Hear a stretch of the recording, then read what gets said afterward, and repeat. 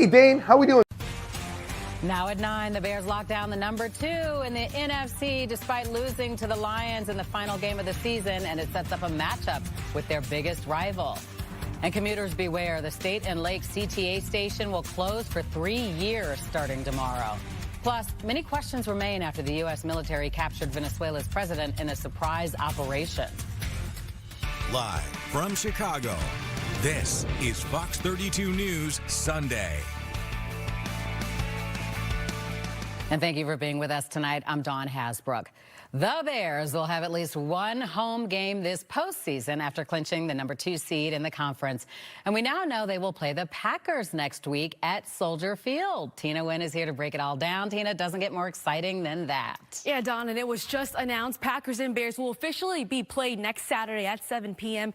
And you can make a case that the turning point for the Bears season was a 31-point loss to the Lions in Week 2. This week, Ben Johnson said the message after that game was how much the coaching staff believed in this team and that it wouldn't take a lot to get things turned around. Today, the Bears had a chance to show the Lions just how much they've changed and clinched the number 2 seed in the NFC. Show you the highlights here. Caleb Williams showed up at Soldier Field wearing Ben Johnson's AC Reynolds high school football jersey. Second quarter, Lions up 6-0. Jared Goff under some pressure, but able to hit Jahmyr Gibbs for a 15-yard touchdown. Lions took a 13-0 lead into halftime. Third quarter, same score here, and Caleb Williams this time looking deep for who else than DJ Moore, but instead it is intercepted by Avonte Maddox. Bears trailed 16-0 entering the fourth quarter. Early in the fourth, Bears driving Caleb over the middle to Ja'Day Walker for a 25-yard touchdown. And with that play, Caleb officially passes Eric Kramer for the most passing yards by a Bears QB in a single season. Bears would make the 2-point conversion. Down 8, 5.5 to go. Bears with first and goal. Caleb to it. The other rookie, Colston Loveland for the TD. Bears would again make the 2-point conversion to tie things up at 16. So will we see a 7th fourth quarter comeback this season? 42 seconds left. Lions driving. Goff with the play fake. Hits Amon-Ra St. Brown for a gain of 26. Lions get into field goal range, and with just 2 seconds left, Jake Bates nails a 42-yard field goal. Bears lose 19-16. They lose back-to-back games for the first time since weeks 1 and 2 against the Vikings and Lions. Everyone's disappointed. I appreciate, like I said, their effort. You know, some teams, they rest their starters. We don't. We play football, and, you know, and we felt like it was really important that we were playing our best ball here today, and we didn't get that job done. Not good enough. Not good enough to win this game, not good enough to win, you know, the upcoming games. And so we got to get better, all sides of the ball. But speaking on offense, whatever happens on the other side of the ball, it's not something that we can control. So we have to control what we can, and we got to come out starting fast, being better, and, you know, we'll do that here coming up. I let them know that it's a new season, so we're starting fresh right now, and if we want to make the most out of this new season, we need to go on a 4-game winning streak, which we've done twice already this year. All right, the Bears needed an Eagles loss to Washington to clinch the 2 seed late in the fourth quarter, tied at 17. Third and goal for the Commanders. Josh Johnson with the play fake and runs it in himself for the go-ahead touchdown. Eagles lose 24-17. Here's a look at the final NFC playoff picture. The Seahawks are the number 1 seed. They will host and receive a first-round bye.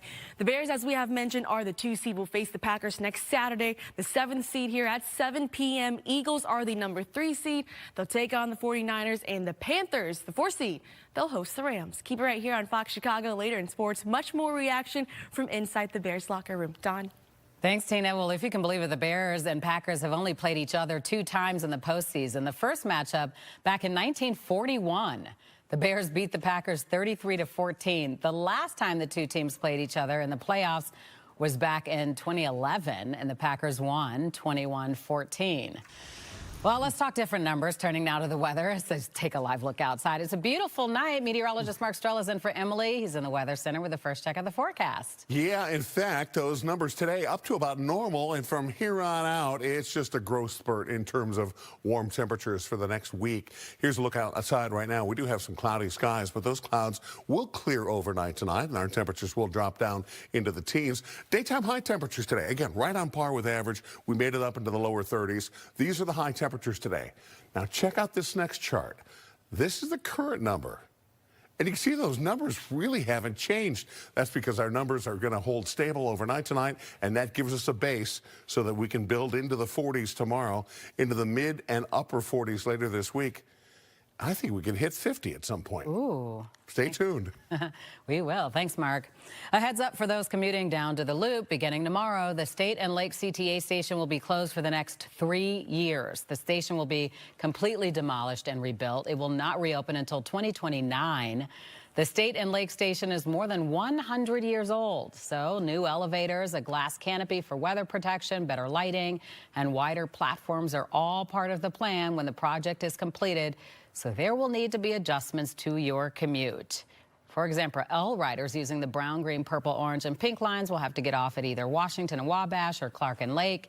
You can also take the red line instead and get off at the Lake Station. If you're driving, southbound lanes on State Street will be closed from Wacker Drive to Washington, and Lake Street will be open to local traffic only between Dearborn and Wabash.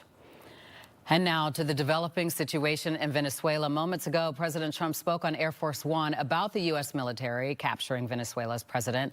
He says the country's new leader, Delcy Rodriguez, could face more consequences if she does not do what the U.S. asks. Total access. We need total access. We need access to the oil and to other things in their country that allow us to rebuild their country. I just say that she will face a situation probably worse than Maduro, because, you know, Maduro gave up. The country's ousted president, Maduro, is expected to appear in court tomorrow in New York. Lawmakers on both sides of the aisle are reacting to the strikes that led to his stunning capture. Madeline Rivera has more. There is bipartisan disdain for Venezuelan President Nicolas Maduro, but Republicans and Democrats could not be more far apart regarding the motive for this operation and what comes next.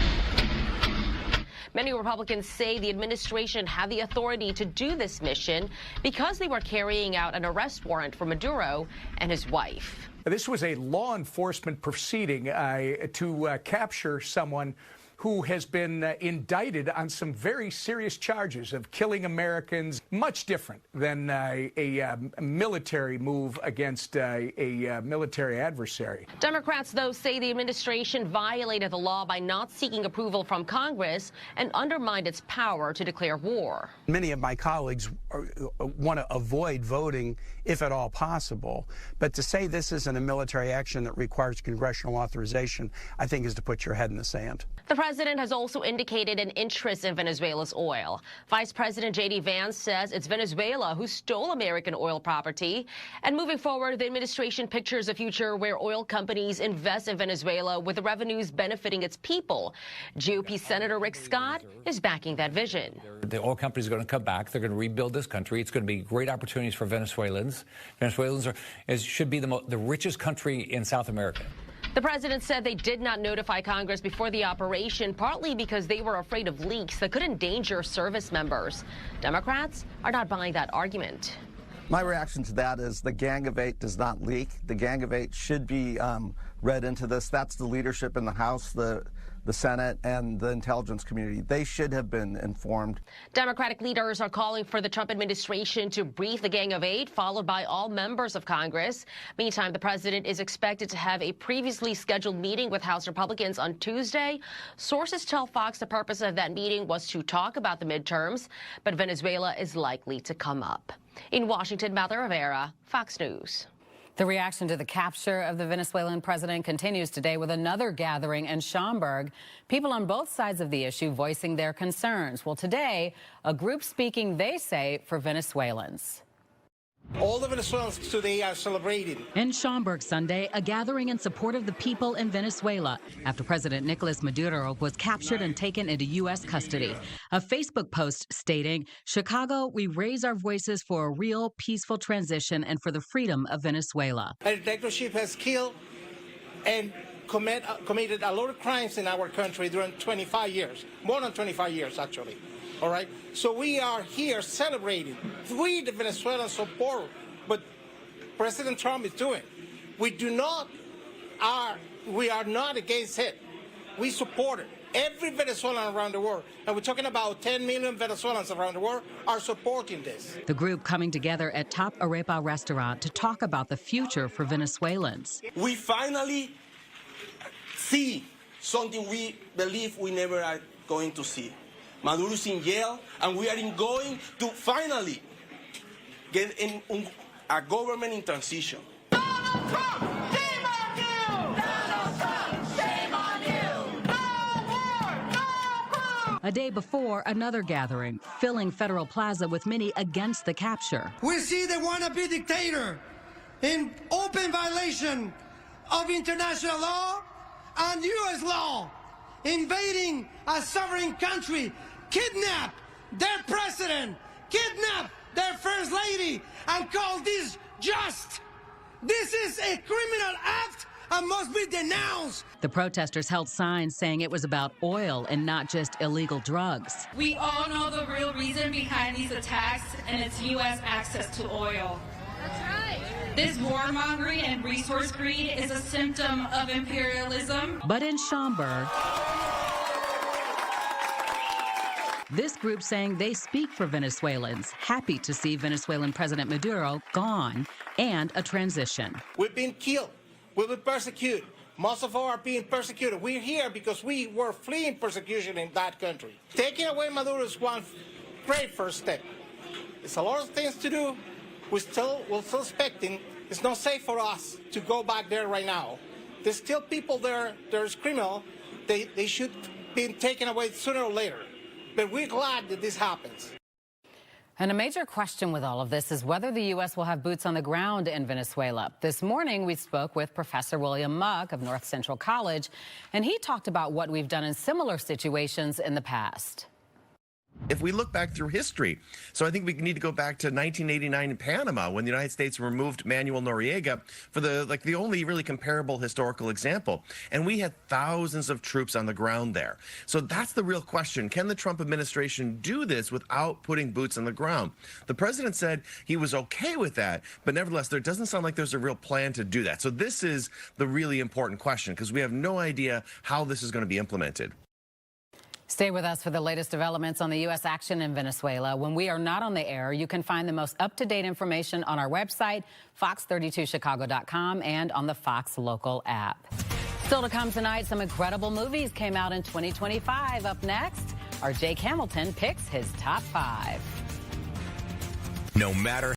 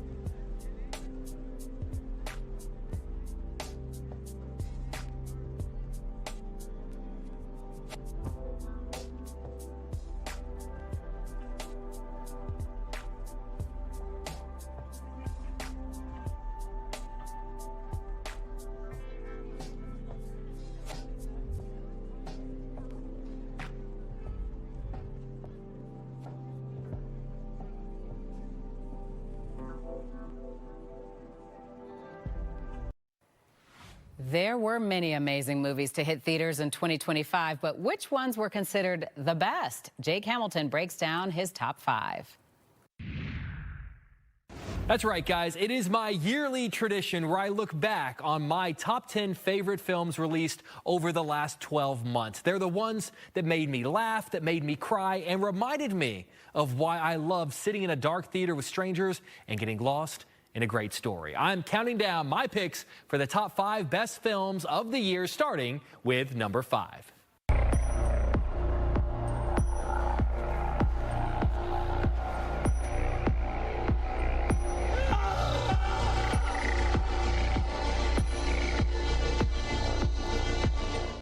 Coming in at number 5 is Surat, a Spanish thriller. It follows a man looking for his missing daughter, who he's heard might be at a rave in the middle of the Moroccan desert. He hears from some ravers there she might be at a different rave, even deeper in the desert, so he follows them. And what follows is the hell that descends upon all of them during their journey deep into that desert. Surat feels like you're descending into hell in real time. Relentless, disorienting, and soaked in dread, Surat is now available on video on demand. What the hell going on? Oh, we heard tale of a party. This world already left you for dead. I can save you from your fate.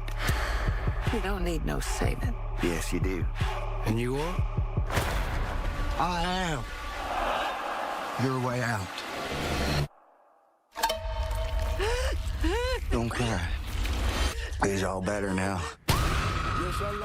Coming at number 4, Sinners, a perfect example of how the horror genre could really be one of the sharpest social tools we have, because beneath all the vampire terror in this film, Sinners uses the genre not just to scare, but to shine a light, no pun intended, on our world, turning fear into a lens on race, on power, on survival in modern society. Every unsettling moment here has a purpose. It's horror that lingers because it's rooted in our world. Sinners, now streaming on HBO Max. We're talking about 17 kids in one classroom. I want to know what happened in that classroom. Why just her classroom? Why only her? I love those kids. This is a true story that happened right here in my town.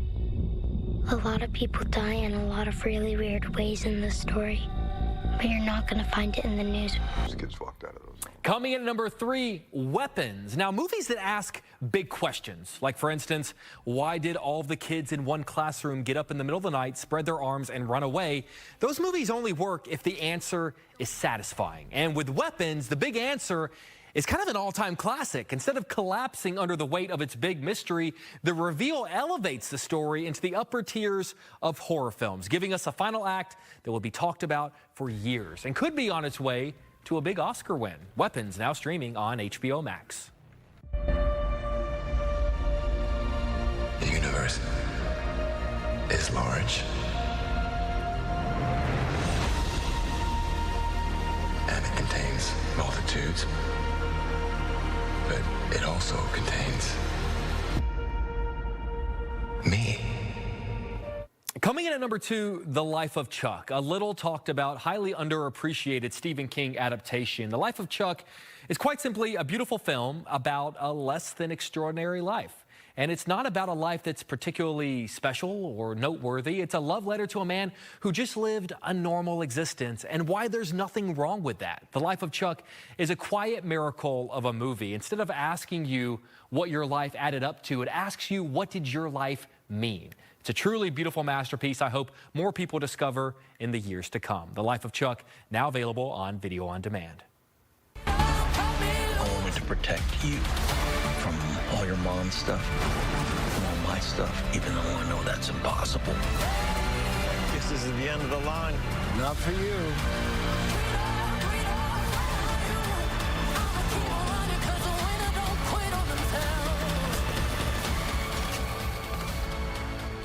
Coming at number 1, my favorite film of 2025, One Battle After Another. This movie feels like a great American epic in the truest sense. It's vast in scope. It is intimate in emotion.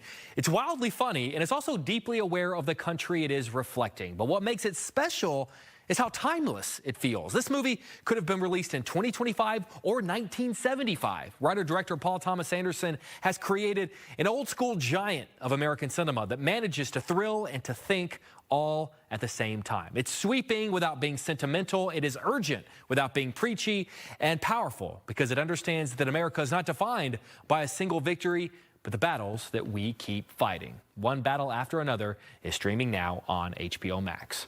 If you'd like to see my entire top 10 of the year list, head on over to fox32chicago.com or just follow me on Instagram at Jake Stakes. Back over to you. All right, let's check back in with meteorologist Mark Stoll. I have so much to catch up on. Yeah, I'm like 4 out of 5, not seeing any of those. Yeah, right. Catch up time, maybe next weekend. All right, here is the Illinois-Wisconsin line. The latest weather, it is passing safely to our north and now to our east. We didn't have anything to worry about with this, although there is a little bit of freezing precip along with snowfall across parts of southeastern Wisconsin if you happen to be traveling northward anytime in the short distance in the future. Winds, they've started to pick up. We've had some very gentle winds here over the last day and a half, winds of about 5 or 6 miles per hour. But already these winds gusting up to nearly 25 miles per hour at Midway, and you can see some 20-mile-per-hour gusts around the area. That's kind of a good thing because the winds are all coming out of the south and they're helping to pull in those warmer temperatures. So wind chills, not much of a factor for us tonight as the temperatures stabilize. They should remain pretty constant.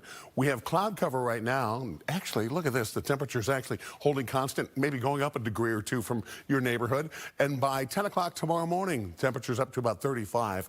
We are going back into the 40s coming up tomorrow. So a nice little start to the week with temperatures pushing into the middle 40s and then the upper 40s. Not hard to envision a couple of 50-degree temperatures around our neighborhood. And even as we go into next weekend, temperatures do throttle back, and there could be a little pocket of light snowfall. But generally speaking, these temperatures at or still above average. So our trend continues for more mild weather and not so wild coming up, at least in the near future. More on the 7-day forecast in a moment. Thank you, Mark. A special post-Christmas gift for a Calumet City family. They were surprised with loads of presents. The emotional reaction coming up. But first, McDonald's coming under fire. Why some diners say the McRib is a McFib. Fox Local.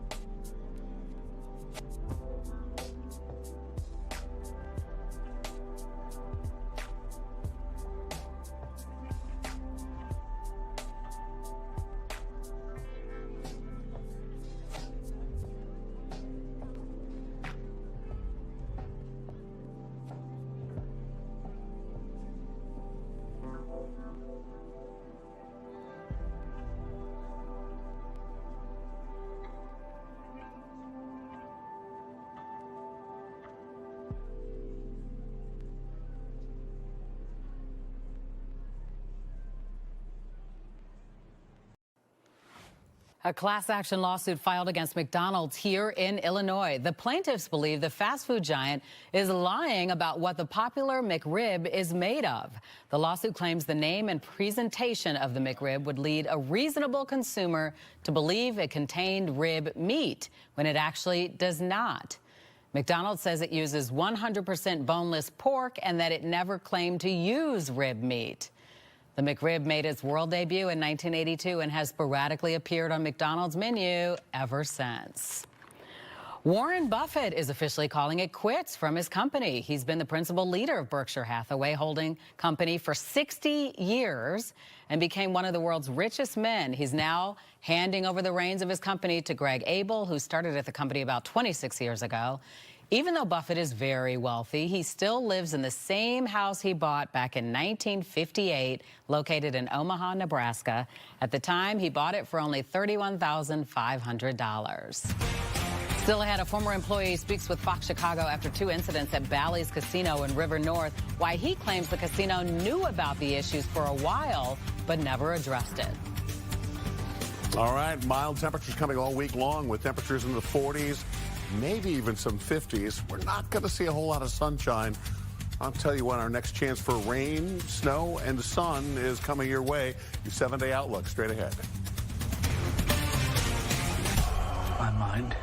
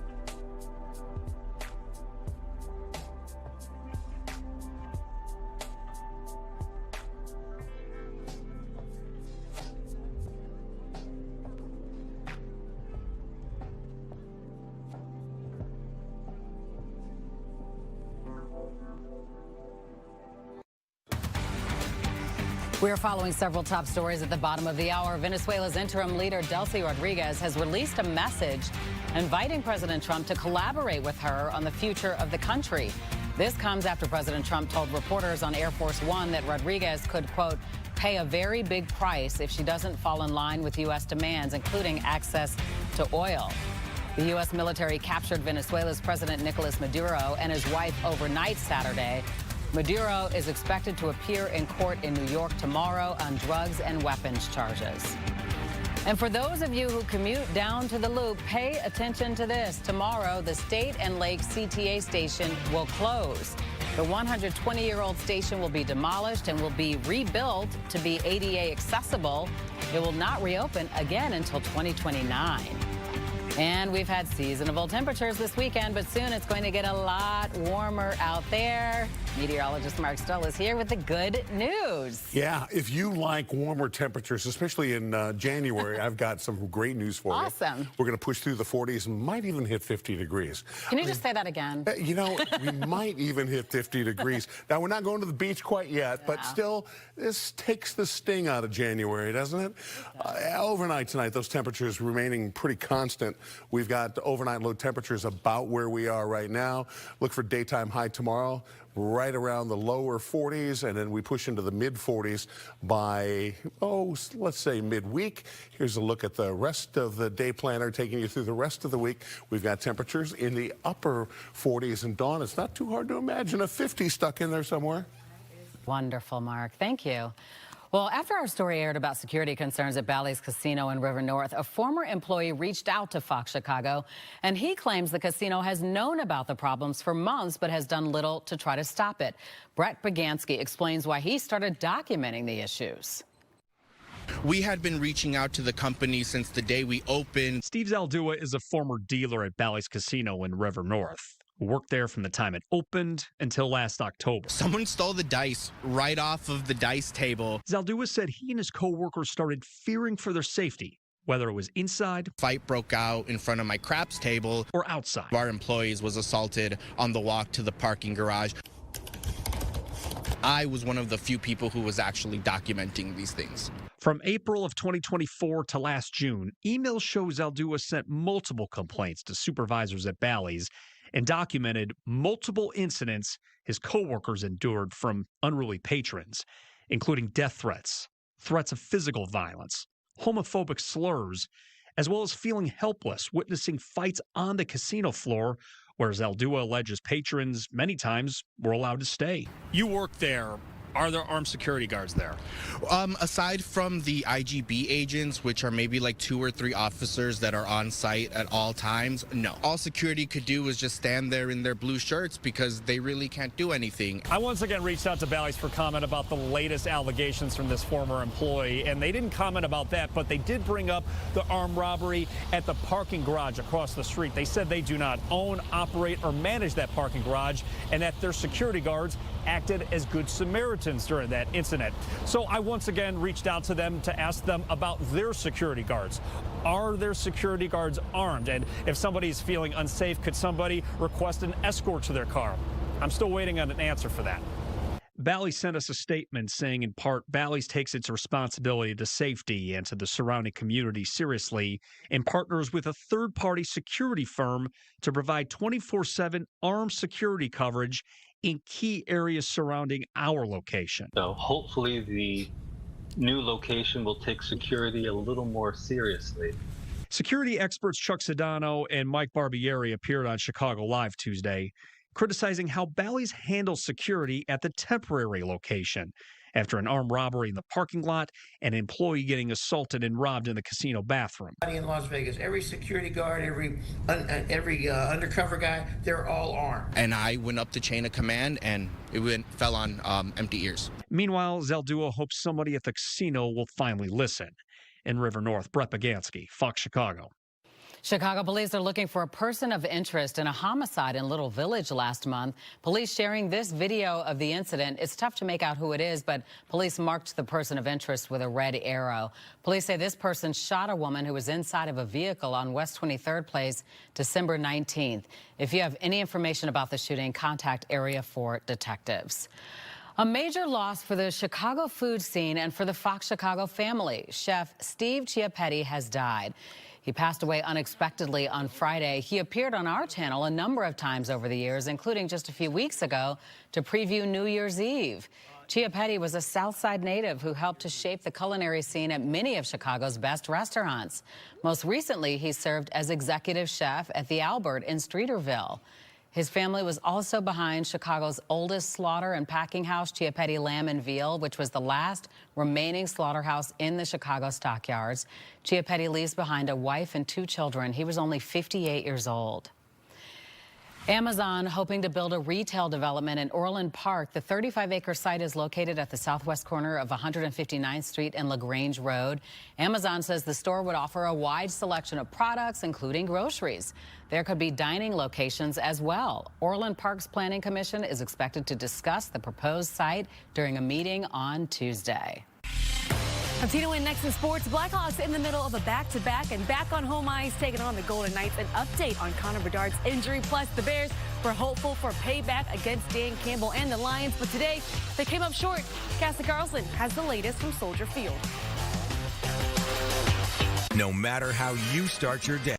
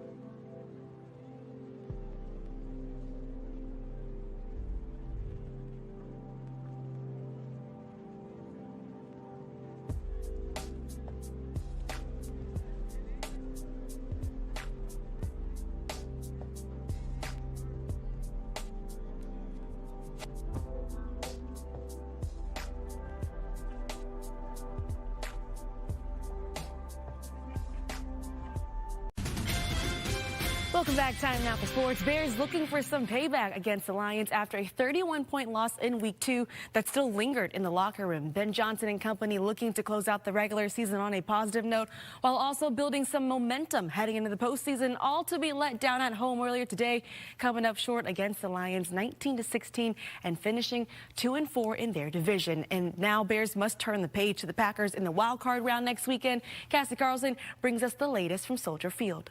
Ben Johnson described the loss to the Lions as disappointing, especially offensively, as he described it as one of the more simple offensive game plans this season. Now, as the Bears head into the playoffs as the 2 seed, they get ready to host the Green Bay Packers, but riding a 2-game losing streak. So the team needing to refocus for what they're calling a new season. We're quickly transitioning. We're locked in. The stakes are a lot higher here going forward. We can't afford to have a phase, one of our 3 phases, play like we did today. And so we're going to have to pick it up. And like I said, I get fired up just thinking about it right now, and I know our guys are too. It's aggravating. It's frustrating. And the good thing about it is, you know, we're going into the playoffs here, and we got to find ways to be better. The focus has to level up. The urgency has to level up. The play has to level up. Relock in. You know, this is second season. It's kind of how we're taking an approach to it. So clean it up, flush it, and then we're on to the next game. All my chips on the table. I'm doing everything I possibly can within myself to prepare, to make sure that we're all on the same page with everything we're doing. And that point, when we get to the game, like you said, we gotta be playing like we're starving for a victory, and that's really what it comes down to. Prepare throughout the week, the way we eat, the way we think, the way we talk. The best is required, and it's time to go to work. Win or go home. And while he fell short of 4,000 passing yards, Caleb Williams did pass Eric Kramer's single-season passing yards record. Now, Ben Johnson said this will be a normal week as they get ready to welcome in the Green Bay Packers for the wild card round next weekend. At Soldier Field covering the Bears, Cassie Carlson, Fox 32 Sports. All right, thanks, Cassie. The Bears conversation continues after the news. Coming up next, Lou Canellis and I will be joined by Matt Spiegel from The Score and Clay Harbor from CHSN for Chicago Sports Tonight. Then at 10:30, Lou, Jeff Joniak, and Tom Thayer will have a full breakdown of the Bears and Lions on Bears Game Night Live. To the ice. In the NHL, Connor Bedard is expected to return to the Blackhawks before the Olympic break. That's according to head coach Jeff Blashill. Bedard has been out with a shoulder injury suffered against the Blues last month. Before that, he was in the middle of his best season as a pro, 44 points in 31 games. In the meantime, the Blackhawks back home at the UC hosting the Vegas Golden Knights. Game went into OT tied at 2, and Tyler Bertuzzi sitting on 2 goals already. Now he has 3, and the UC, of course, they are going nuts here. Take a look at it one more time. Puck actually goes off his skate. Hold on, though. Vegas challenges for an offside, but the call on the ice is upheld. A hat trick for Bertuzzi, and the Hawks can officially celebrate the victory. Chicago wins 3-2 in OT. Illinois preparing for life after quarterback Luke Altmaier. They've signed former ECU and Michigan State QB Caden Hauser from the transfer portal, and according to ESPN, the Falcons have fired head coach Raheem Morris and GM Terry Fontenot. We're back with more after this break. First and North.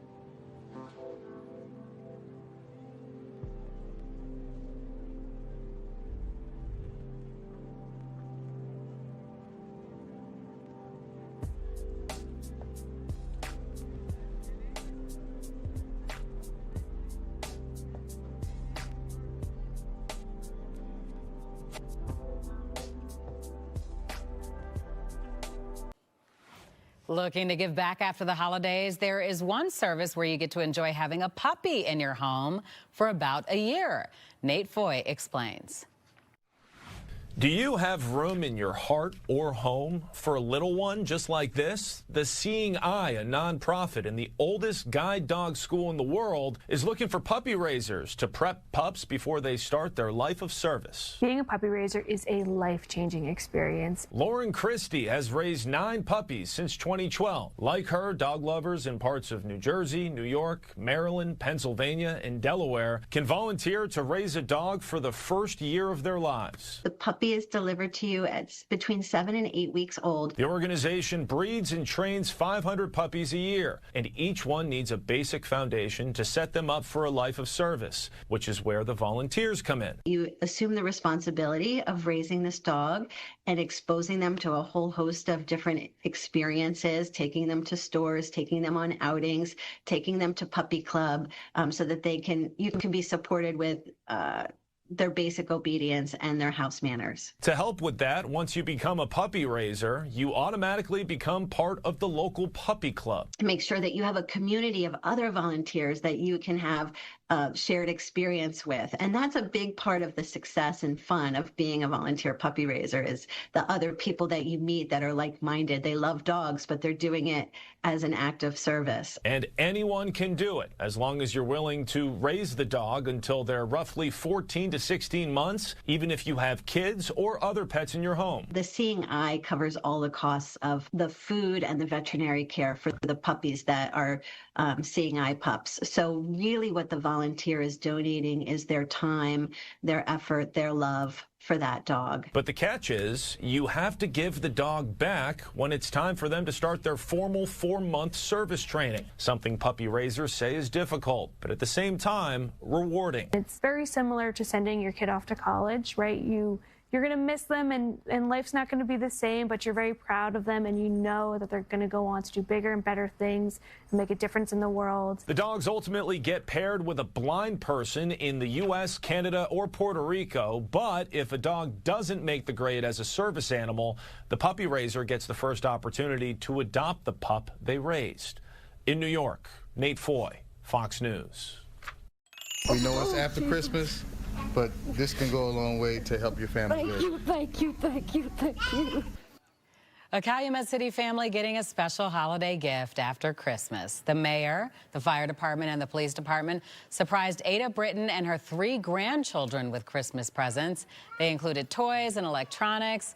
The city also gave Britton a $2,000 check and $1,000 in gift certificates. Britton assumed responsibility for her 3 grandchildren while their mother was hospitalized on life support during the Christmas holiday. She talked about how grateful she is for the support. My grandbaby was like, Grandma, I didn't get what I want for Christmas. I said, maybe Santa Claus forgot. I said, maybe for your birthday you'll get it. So, right here. Santa Claus didn't forget. This is so amazing. Thank you, baby. Thank you so much. An even better gift, Britton's daughter returned home from the hospital yesterday. That's a Christmas story I love. I'm telling you. Hi, Mark. Santa Claus did not forget. Nope. Well, you know what? We're kind of forgetting about some winter weather here for a couple of days as we push up in degrees. I got to tell you, that's not bad for this part of January. We're looking off to the south side. We do have some clouds right now, but those clouds should depart as we go through the overnight hours. But in spite of that, temperatures tonight really not dipping off all that much. We're going to pretty much hold on to what we have right now. And then look at these daytime highs tomorrow, into the 40s almost everywhere. Maybe a little exception right along the Wisconsin state line, but even there, pretty close to 40 degrees. Today we hit 32. That's normal. We're going to be well above normal for the entire week to come. Looking up the Mag Mile, looking pretty good, but we still have those clouds, 32 degrees this hour. Our winds are starting to pick up now out of the south at 11 miles per hour, 23 degrees the current wind chill value. And you can see we are dry. Little disturbance staying well to the north and now zipping out over the lake. That's stayed up into Wisconsin, hasn't affected us at all. Cloudy skies here, but again, some clearing occurring overnight tonight. Temperatures, these are some of the warmest readings we've had all day. In fact, they're the same readings that we had late this afternoon, holding pretty much right around at the freezing mark here in the city, with those numbers maybe even going up a degree or 2 as we go through the late overnight hours. Not a lot going on around the Midwest. Again, this weak disturbance pushing some snowfall, maybe 3-4 inches across central Wisconsin. The bottom side has had some freezing precip. And finally, the Great Lakes snow effect machine is finally giving New York a break, where some areas of New York in the last week have picked up over 3 feet of snow. Well, we have cloudy skies as we go through the next several days, but we stay dry for the most part here over the next few days. 43 tomorrow, 45 degrees on Tuesday, up to 48 on Wednesday. Thursday and Friday, there are some chances of wet weather in the form of some rainfall, and Futurecast showing some clouds kind of hovering around this evening and then pulling back late tonight. We do have warm air surging northward, and that's why tomorrow we stay pretty mild. In fact, downright warm for January. Cool front comes through, but that does very little to cool us off because the air behind these fronts are coming out of the Pacific Northwest and out of central California. So some pretty mild air coming our way all week long. 30 degrees overnight tonight. Winds out of the south, they pick up 10 to 15, up to about 25 miles per hour. Tomorrow, 43, that's our target daytime high temperature. A lot of clouds around. We're not going to see a whole lot of sunshine this week. That's the price we pay for the mild temperatures. 45 on Tuesday, 48 degrees on Wednesday. Here's your chance of rainfall. Thursday, especially Thursday night into Friday. We cool off a bit as we head towards the weekend. 37 on Saturday, and there is a chance of a few snow showers. But even then, Dawn, at 37 degrees, that's still above average. We'll take it. Thank you, Mark. Love it. A dream come true for a couple of young Blackhawks fans. Up next, we'll show you the incredible moment they were able to step onto the ice with the players. I'm Cassie Carlson, and you're watching.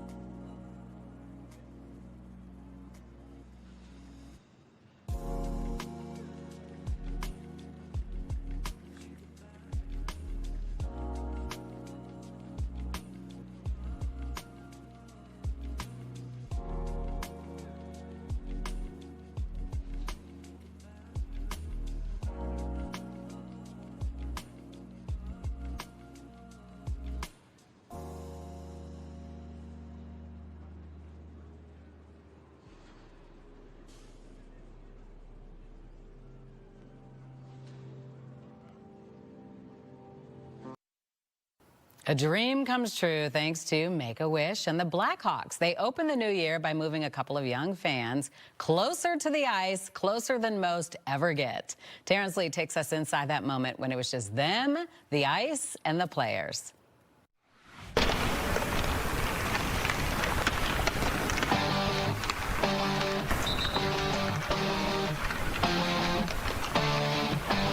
This is morning skate at the United Center. It is New Year's Day. The seats are empty. The ice is very much alive.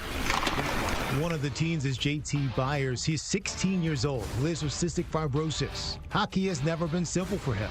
For probably the past year and a half, just messing around with it. I was going a little flashy.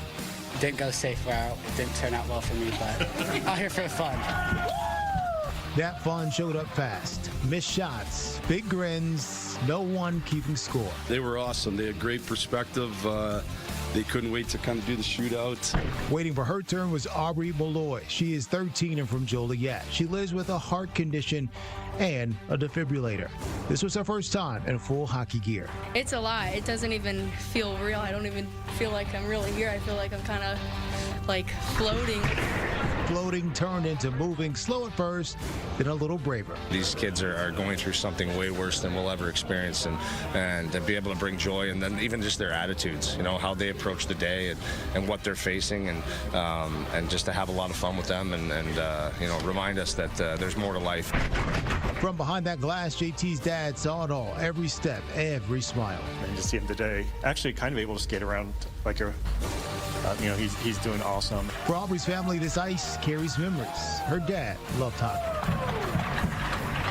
She's got the Blackhawks in her blood, so she's always going to be a fan, and we're going to be reliving this for many, many days, many months ahead.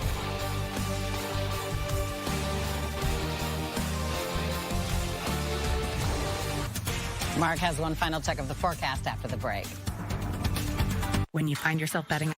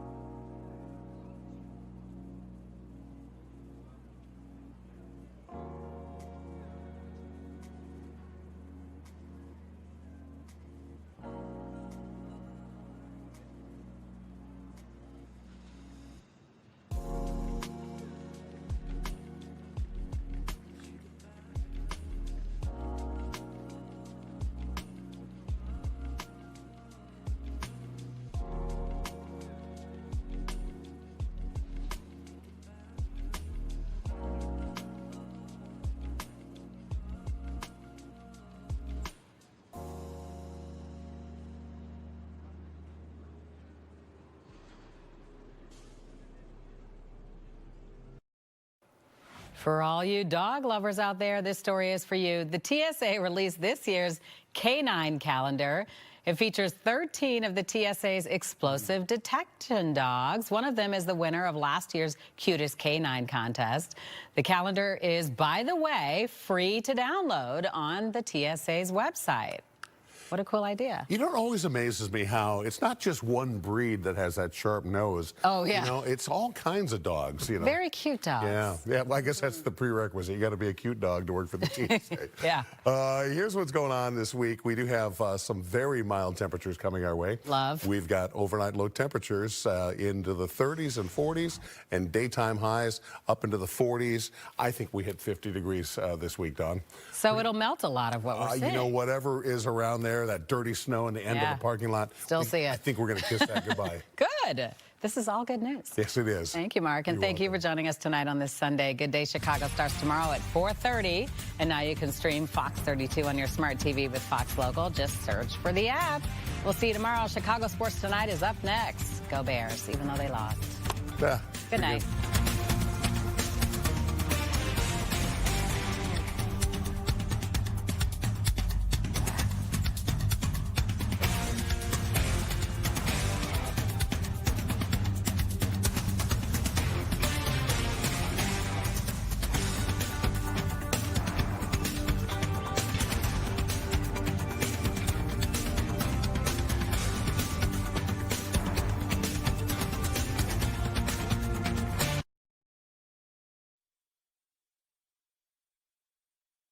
So you only check it twice.